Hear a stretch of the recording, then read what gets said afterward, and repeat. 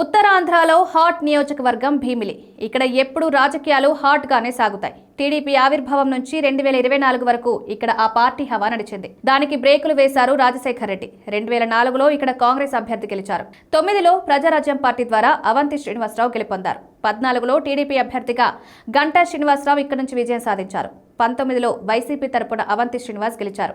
24 ఎన్నికల్లో మాత్రం అనూహ్యమైన పరిస్థితుల్లో గంటా శ్రీనివాసరావు బరిలో దిగి విజయం సాధించారు. తద్వారా భీమిలి నియోజకవర్గం అనేది అన్ని పార్టీలను ఆదరించిందని చెప్పవచ్చు.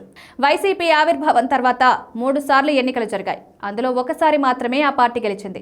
వచ్చే ఎన్నికల్లో ఇక్కడ గెలుపు కోసం జగన్ గట్టి వ్యూహాలు రూపొందిస్తున్నారు. ప్రస్తుతం ఇక్కడ నియోజకవర్గ ఇన్ఛార్జిగా విజయనగరం జిల్లాకు చెందిన జిల్లా పరిషత్ చైర్మన్ మజ్జి శ్రీనివాసరావు ఉన్నారు. మొన్నటి ఎన్నికల్లో ఓడిపోయిన అవంతి శ్రీనివాసరావు పార్టీకి గుడ్ బై చెప్పారు. టీడీపీలో చేరేందుకు నిర్ణయించుకున్నారు.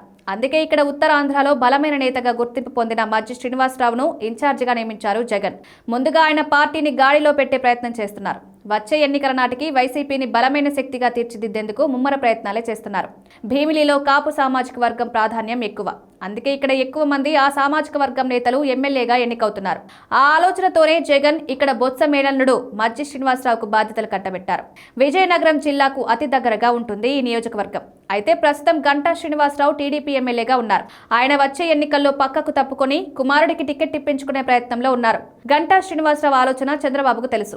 ఆయన అవసరం అనుకుంటే నియోజకవర్గాలను మారడమే కాదు, పార్టీలు మారతారు. ఆ విషయం తెలుసుకుని చంద్రబాబు ముందస్తు ఆలోచన చేస్తున్నట్టు తెలుస్తోంది. మాజీ మంత్రి అవంతి శ్రీనివాసరావును ప్రత్యామ్నాయ నాయకుడిగా ఉంచుకోవాలని భావిస్తున్నట్లు సమాచారం.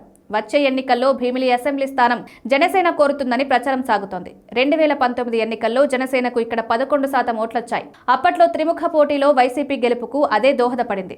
24 ఎన్నికల్లో టీడీపీకి జనసేన మద్దతు తెలపడంతో ఏకపక్ష విజయం సాధ్యమైంది. పైగా ఇక్కడ జనసేన బలం పెంచుకుంటున్నట్లు స్పష్టంగా తెలుస్తోంది. అందుకే వచ్చే ఎన్నికల్లో జనసేన ఈ స్థానాన్ని కోరుతున్నట్లు సమాచారం. మరోవైపు ఎమ్మెల్యే గంటా శ్రీనివాసరావు వైఖరి పట్ల నియోజకవర్గ ప్రజల్లో అసంతృప్తి ఉంది. ఆయన ప్రకటనలకే పరిమితమవుతున్నారు కానీ అభివృద్ధి చేయడం లేదన్న విమర్శ ఉంది. ఆయన అభ్యర్థిత్వాన్ని మార్చాలన్న డిమాండ్ కూడా టీడీపీ శ్రేణుల నుంచి వినిపిస్తోంది. మరోవైపు తరచూ నియోజకవర్గాలు మార్చే అలవాటు గంటా శ్రీనివాసరావుకు ఉంది.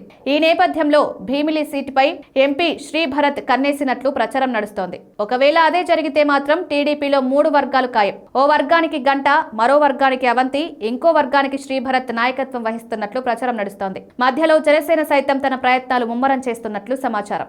ఈ పరిస్థితుల్లో ఇక్కడ వైసీపీ పార్టీ బలం పుంజుకుంటుంది. ఖచ్చితంగా వచ్చే ఎన్నికల నాటికి పూర్వ వైభవం ఖాయమని పొలిటికల్ పండిట్స్ చెప్తున్నారు.